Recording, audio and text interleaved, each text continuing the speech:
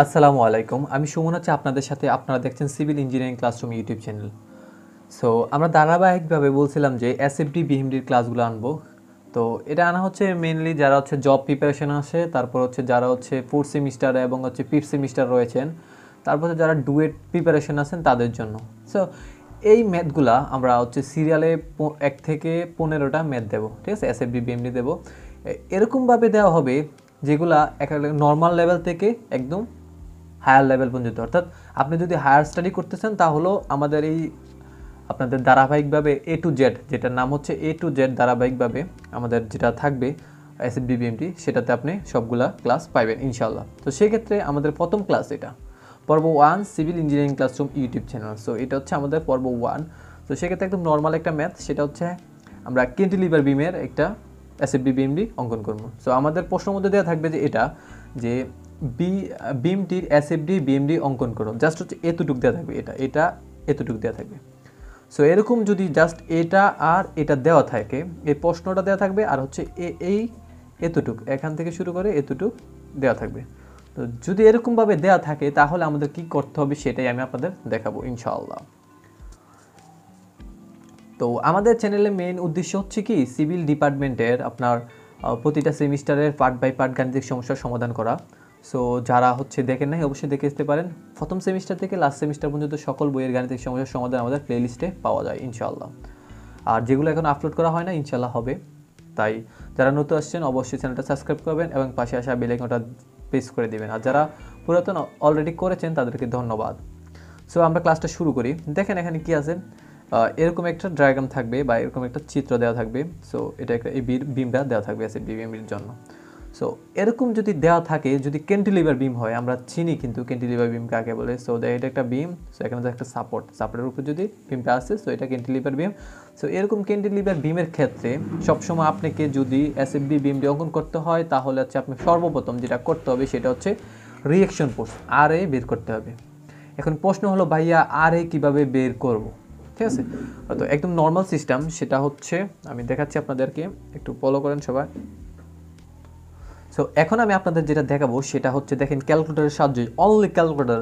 আপনারা যারা ফোর্থ সেমিস্টারে আছেন এবং সিক্স সেমিস্টারে আছেন বা ফিফথ সেমিস্টারে আছেন তারা অনেকেই এক পেজ অঙ্ক করার পর তারপর হচ্ছে ডায়াগ্রামটা করেন। সো এটা সম্পূর্ণ রং। আপনি জাস্ট 5 থেকে 7 মিনিট পাবেন, সরি আরও কম পাবেন, 3 মিনিট বা 4 মিনিট পাবেন এরকম একটা এসএফডি বিএমডি কমপ্লিট করার জন্য। বাট আপনি যখন ক্যাম্পাসে করেন, ক্যাম্পাসে যেমন ফোর্থ সেমিস্টারে বা তারপর হচ্ছে আপনাদের হচ্ছে যেটা হচ্ছে ফিফথ সেমিস্টার আছে থিওরি স্ট্রাকচারে, ওইখানে দেখবেন সবগুলো সম্পূর্ণ আমাদের এক সাইডে অনেকগুলো ম্যাথ করতে হয়। সো এগুলো আমরা ক্যালকুলেশন করার দরকার নাই, আমরা জাস্ট হচ্ছে একটা ক্যালকুলেটরের মাধ্যমে জাস্ট এই বিমটা দেওয়া থাকবে, আমরা কীভাবে বের করতে হবে সেটাই বের করবো। সো নাম্বার 1 আমরা হচ্ছে রিঅ্যাকশন ফোর্স বের করবো। তো রিঅ্যাকশন ফোর্স বের করার জন্য যেহেতু এটা ক্যান্টিলিভার বিম, সেক্ষেত্রে জাস্ট এই বলগুলো আমরা যোগ করে দেবো। সো কীভাবে যোগ করবো দেখেন এখানে হচ্ছে 10 কেজি। তো আমি আপনাদের এখন দেখাবো যে কিভাবে রিঅ্যাকশন ফোর্স, এই যে আর এর মানটা আমরা কিভাবে বের করব। সেক্ষেত্রে আমাদের ক্যান্টিলিভার বিম যদি হয়, যেটা আমাদের কল্পনা করতে হবে, যদি ক্যান্টিলিভার বিম হয় তাহলে হচ্ছে যেভাবে হবে সেটাই আমি আপনাদের এখন দেখাচ্ছি। ওকে, সো তাহলে শুরু করা যাক। দেখেন এখান থেকে এখানের দূরত্ব হচ্ছে, যদি আমরা মুভমেন্ট বের করি তাহলে দূরত্ব দরকার। যেহেতু আমরা ক্যান্টিলিভার বিম, সেক্ষেত্রে আমরা জাস্ট হচ্ছে বলগুলো যোগ করে দেবো। সো বলগুলো কী কী আছে এখানে দেখেন 10 কিলো নিউটন। সো আমরা 10 লিখলাম ক্যালকুলেটারে দেখেন প্রথম, তারপরে দেখেন এখানে হচ্ছে 8, সো আমরা 8 লিখলাম, প্লাস 8 লিখলাম। সো আরেকটা হচ্ছে কি এখান থেকে এখানে দূরত্ব হচ্ছে 6, আর এখান থেকে প্রতি মিটারের যে ডিস্ট্রিবিউশন লোডটা আছে সেটা হচ্ছে 5 কিলো নিউটন পার মিটার। তো সেক্ষেত্রে আমাদের যেটা করতে হবে সেটা হচ্ছে দেখেন 5 ইন্টু এখান থেকে এখানে দূরত্ব যেটা থাকবে ওইটা। তো আমরা লিখছি 5, এখান থেকে 5, তারপর হচ্ছে এখান থেকে এখানে দূরত্ব হচ্ছে 6, এই জন্য লিখছি 6। তো আমরা যদি এটা ক্যালকুলেশন করি তাহলে রেজাল্ট আছে 48, ঠিক আছে? সো এভাবেই কিন্তু আমরা আর এর মান পেয়ে গেছি। এখানে রিঅ্যাকশন ফোর্স কত, আর এ হচ্ছে 48, ঠিক আছে? এটা পেলাম। সো তারপর আমরা এসএফডি বিএমডি শুরু করব। সো প্রথমে আমরা এসএফডি অঙ্কন করব। সো এসএফডি, ঠিক আছে? সো সেটা অঙ্কন করার জন্য আমরা একটু খেয়াল করতে হবে। দেখেন আমরা একটা এরকম এঁকে নেব যে একটা এটা জিরো লেভেল, এটা হচ্ছে জিরো। সো এটা হচ্ছে জিরো। সো এটা থেকে উপর হবে প্লাস, এটা থেকে নিচে হবে মাইনাস। সো এটা দিয়ে তো আমরা জিরো ধরে নিছি, এটা জিরো, তো এটার উপর হচ্ছে প্লাস, এটার নিচে হচ্ছে কি মাইনাস। তো সেক্ষেত্রে আমাদের এই যে বলটা আর এ পাইছি, সেটা কি পাইছি আমাদের, কি পাইছি, অবশ্যই প্লাসের পাইছি। এর জন্য হচ্ছে আমার এখান থেকে উপরের দিকে আমাদের যেহেতু এই বলটাকে, এই বিমটাকে সাম্যাবস্থা রাখার জন্য প্রতিক্রিয়া বল উপর দিকে কত কাজ করছে, 48 কিলো নিউটন কাজ করতেছে। সো যেটা আমাদের করতে হবে সেটা হচ্ছে জিরো লেভেল থেকে আমাদের 48 কিলো নিউটন উপরে যেতে হবে। সো আমরা এখান থেকে 48 কিলো নিউটন উপরে গেলাম, সরাসরি উপরে গেলাম। সো এখান থেকে দেখেন, এই যে এখান থেকে এই দূরত্বে কোনো লোড আছে, কোনো লোড নাই, সেক্ষেত্রে এটা সরাসরি এরকমভাবে চলে যাবে, ঠিক আছে। তারপর দেখেন এখানে আবার 100 কিলো নিউটন লোড আছে, সরি এখানে 10 কিলো নিউটন লোড আছে। সো 10 যদি আমরা নিচে নামি, এখানে হচ্ছে 48, এখান থেকে আমরা 10 নিচে নামলাম, ঠিক আছে। তাহলে যদি নিচে নামি তাহলে আমাদের রেজাল্টটা কী হয় দেখেন, নিচে নামলে হচ্ছে 38 হয়। সো এখানে 38 আসলো। সো এখানে প্রশ্ন হচ্ছে এখানে কোনো লোড ছিল না, এই জন্য এটা এভাবে আসছে, কিন্তু এটা হেলানোভাবে কেন গেছে। তো আপনাদের যেটা মনে রাখতে হবে, ব্রেনের মধ্যে সেভ করে রাখতে হবে, সেটা হচ্ছে যে যদি ডিস্ট্রিবিউশন লোড থাকে তাহলে সব সময় হচ্ছে আপনাদের হেলানো অবস্থায় যাবে। সো এটা আমরা কীভাবে মাইনাস করবো সেটাই এখন আপনাদের দেখাবো। দেখেন এখানে 48 ছিল, তো 48 থেকে মাইনাস করবো কত, 10 কেন করবো, এই 10 মাইনাস করলে 38 আসবে, -10, এখানে 38 আসলো, ঠিক আছে।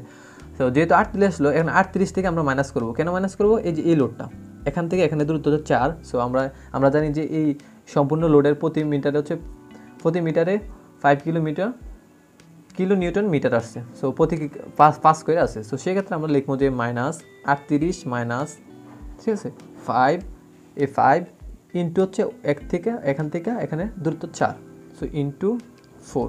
তাহলে যদি ক্যালকুলেশন করি তাহলে রেজাল্ট আসে 18। দেখেন আমাদের এখানে রেজাল্ট আছে 18। সো আমরা এটাকে এরকম করে দিলাম। সো এখানে চিহ্ন দিয়ে দিতে পারি যে এটা প্লাসের,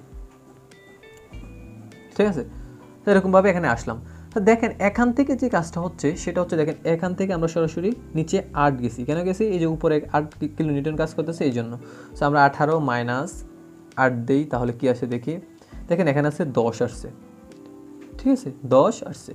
তো যেহেতু 10 আসছে সেক্ষেত্রে আমাদের কী করা উচিত, এখন দেখেন এখানে আসছে, তো এখান থেকে আবার এটা ডিস্ট্রিবিউশন লোড গেছে। সো এটাকে কীভাবে ম্যানেজ করতে হবে, এটা ম্যানেজ করতে হবে যে 10 মাইনাস এই যে এখানে 5 কিলো নিউটন প্রতি মিটারে, আর এখানে মিটার দূরত্ব হচ্ছে 2 মিটার। সো 5 ইন্টু 2, তাহলে রেজাল্টটা কত আছে, 0। সেক্ষেত্রে আমাদের এখানে মিলে গেছে, অর্থাৎ এখানে মুভমেন্ট 0, এখানে মুভমেন্ট 0 যদি হয়, ঠিক আছে, অর্থাৎ এই লেভেলে যদি 0, এই লেভেলে যদি 0 হয় তাহলে আমাদের অঙ্ক মিলে গেছে, আর যদি না হয় তাহলে অঙ্ক মিলে নেই, অর্থাৎ SFD BMD ডায়াগ্রাম মিলে নাই, ঠিক আছে। তো আমাদের SFD কমপ্লিট করা হয়েছে, এখন BMD আমরা কীভাবে অঙ্কন করব সেটাই এখন দেখব।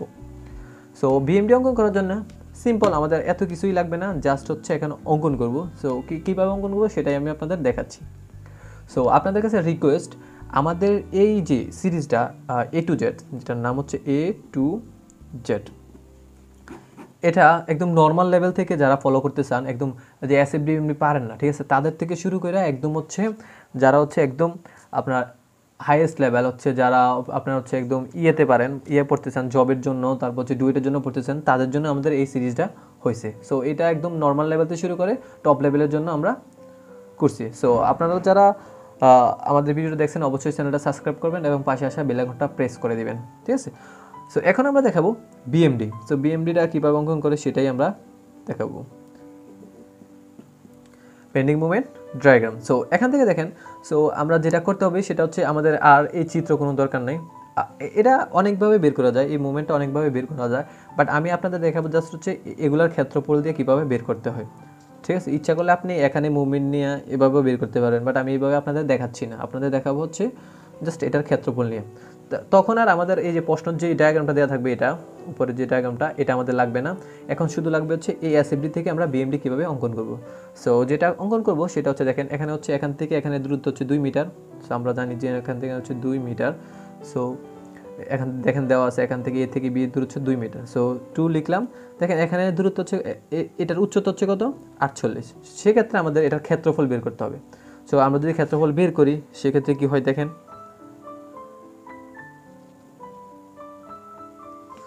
সো সেক্ষেত্রে কী হয় দেখেন, এটার ক্ষেত্রফল বের করতে হবে, তারপর হচ্ছে এটার ক্ষেত্রফল বের করতে হবে, কিন্তু এটা একটা বর্গাকার, এটার ক্ষেত্রফল বের করা যাবে, এটা হচ্ছে ট্রাপিজিয়াম, এটার ক্ষেত্রফল বের করা যাবে, এটা হচ্ছে ত্রিভুজ, এটার ক্ষেত্রফল বের করা যাবে। এখন প্রশ্ন হচ্ছে আমরা কি এখান থেকে শুরু করব না এখান থেকে শুরু করব, ঠিক আছে। সো এখান থেকে শুরু করো আমরা পারবো, বাট এটা একটু ডিপলি হয়ে যাবো, বাট আমরা এখান থেকে শুরু করবো না, আমরা এখান থেকে শুরু করবো। সো এখান থেকে শুরু করলে মুক্ত, এই যে মুক্ত প্রান্ত না, সো মুক্ত প্রান্ততে শুরু করে দেখি কীভাবে হয়। সো দেখেন এখানে হচ্ছে কি এটা, এখানে এটা কি দেখতে পাচ্ছি আমরা, প্লাসের, হ্যাঁ। সো আমরা এখানে যেহেতু প্লাসে, সো এখানে কীভাবে আসলো মুভমেন্ট আমরা কীভাবে বের করবো সেটাই এখন দেখবো। জাস্ট এটা তো সেম, আমরা একটা জিরো লেভেল ধরে নিলাম, জিরো দিয়ে একটা দাগ দিয়ে দিলাম, সো এটা একটা দাগ দিয়ে দিলাম। সো এখান থেকে উপরে যে আসবে, যদি উপরে ডায়াগ্রাম হইতো তাহলে প্লাসের হইতো, আর যদি নিচে হয় তাহলে মাইনাসের হবে। তো আমরা এখান থেকে এটার ক্ষেত্রফল বের করি, যদি এটার ক্ষেত্রফল বের করি তাহলে কীভাবে হয় সেটাই আমরা দেখবো। সো একটা জিনিস খেয়াল রাখবেন সবাই, ক্যান্টিলিভার বিমের ক্ষেত্রে আমরা সবসময় বিএমডি যেটা অঙ্কন করবো, বিএমডি সবসময় মাইনাসের হবে, ঠিক আছে। কারণ এটা হচ্ছে আমরা এখানে যদি হয় এটা এরকমভাবে ঘুরতে চাইবে, ঠিক আছে, এরকমভাবে ঘুরতে চাইবে, এখানে হচ্ছে মুভমেন্ট নিচের দিকে কাজ করবে, ওকে। তো সেজন্য সবসময় এটা মাইনাসের হবে। তো এখানে যেটা আমরা দেখাবো সেটা হচ্ছে, দেখেন আমরা ওইদিকে না যাই, ওইটা আরও ডিপলি আলোচনা। সো সেই ক্ষেত্রে আমরা এটা ডিপলি আলোচনা করব, এটা অন্য একটা সেকশন যায়, বাট এখন জাস্ট ম্যাথটা আপনাদের দেখাবো। তো দেখেন এখানে কি করছে, 5 ইন্টু 2, তার মানে কত হলো। ইচ্ছা করলে আমরা এই যে এই ডায়াগ্রামটা না, এটা থেকে মুভমেন্ট বের করতে পারবো, কিন্তু আমি আপনাদের একদম সহজ সিস্টেম দেখাচ্ছি, এটার ক্ষেত্রফল বের করলে আমাদের এই ডায়াগ্রামটা বের করতে পারবো।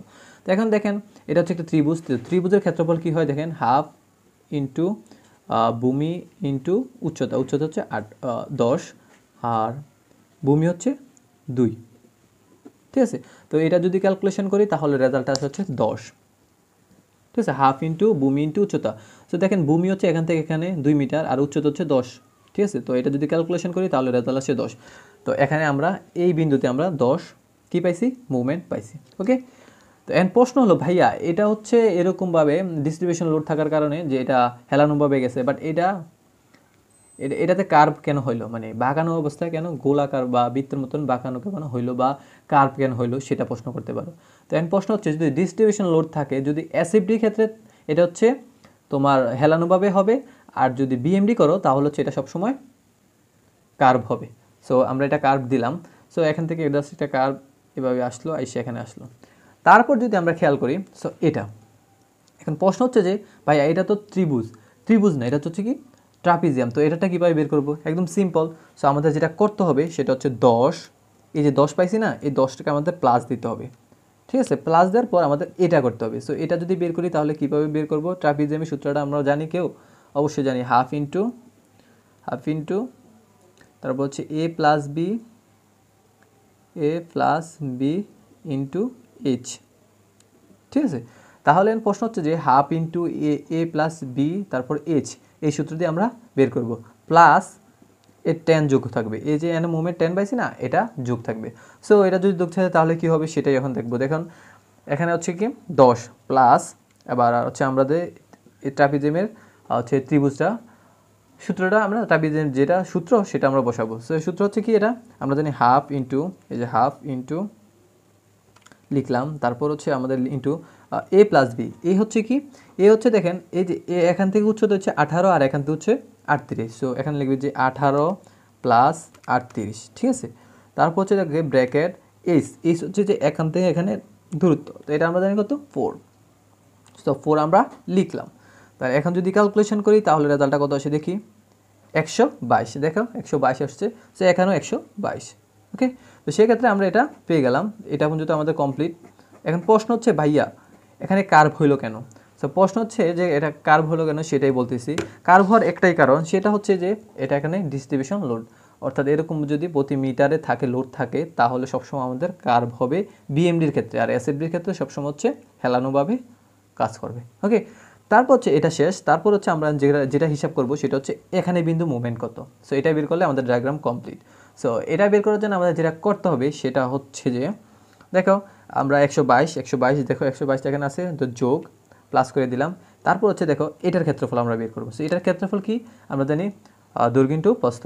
সো দৈর্ঘ্য হচ্ছে কি 2 আর প্রস্থ, সরি এখানে যদি আমরা দৈর্ঘ্য ধরি, এটা যদি প্রস্থ ধরি আর এটা উচ্চতা ধরলাম, সো সেক্ষেত্রে হচ্ছে 2 ইন্টু, আর এখান থেকে এখানে উচ্চতা হচ্ছে 48, ঠিক আছে, 48 যদি করি তাহলে 218, দেখো 218 আসছে। সো 218 দেখো, তোমরা না দেখলে একটু স্ক্রিনশট দিয়ে নিতে পারো। হ্যাঁ এবার দেখো 218 আসছে, তার মানে কি আমাদের এইটার ডায়াগ্রাম ওকে। সো এখন প্রশ্ন হচ্ছে যে 218 আসলো, তো এখানে কিন্তু মাইনাসে যায় নাই কেন, মাইনাসে যায় নাই কেন? সো এখানে দেখো এখানেও মাইনাসে যাবে, সেটা আমাদেরকে বের করতে হবে। সেটা কেন বের করতে হবে? দেখো এখানে হচ্ছে আমরা কি পাইছিলাম, এখানে আমাদের মুভমেন্টটা কীভাবে বের করবো সেটা এখন বের করে দেখাচ্ছি। দেখো 218 হয় কিনা। তো দেখো এখান থেকে যদি আমরা হিসেব করি, সো এখান থেকে যদি আমরা হিসাব করি, দেখো মুভমেন্ট আমরা যদি বের করি, কারণ আমরা জানি বল ইন্টু লম্ব দূরত্ব। সো সেক্ষেত্রে আমরা এখান থেকে লম্ব দূরত্ব বের করবো। সো দেখো এখানে হচ্ছে লোড হচ্ছে কি 5, তারপর হচ্ছে এখানে লোড হচ্ছে তোমার 4, 4, 2, তাহলে 5 ইন্টু 6, 6 কেন আসবে? এখান থেকে এখানে দূরত্ব সম্পূর্ণ 6, সো 6 লিখলাম।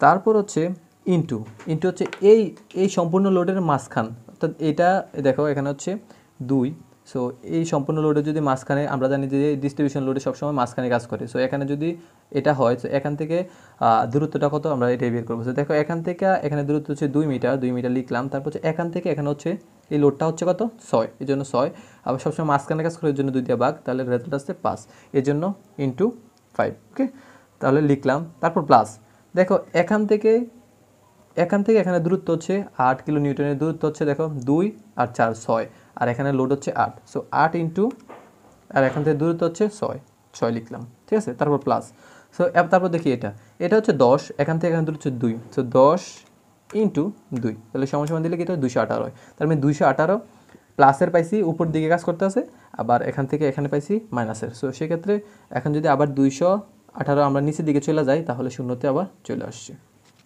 ঠিক আছে, তাহলে আশা করি সবাই বুঝতে পারছো। আর যদি না বুঝে থাকো অবশ্যই আমাকে কমেন্ট করবা, সো আমি তোমার কমেন্টে রিপ্লাই দেবো।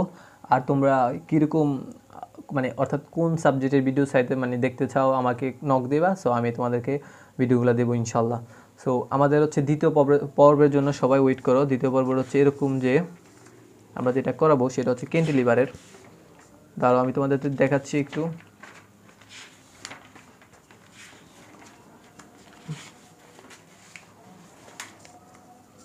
তো আমরা দেখো ক্লাসগুলো রেডি করে রাখছি। তো তারপরেও তোমাদেরকে যে ক্লাসগুলো করাবো সেটা হচ্ছে ক্যান্টিলিভার বিমের।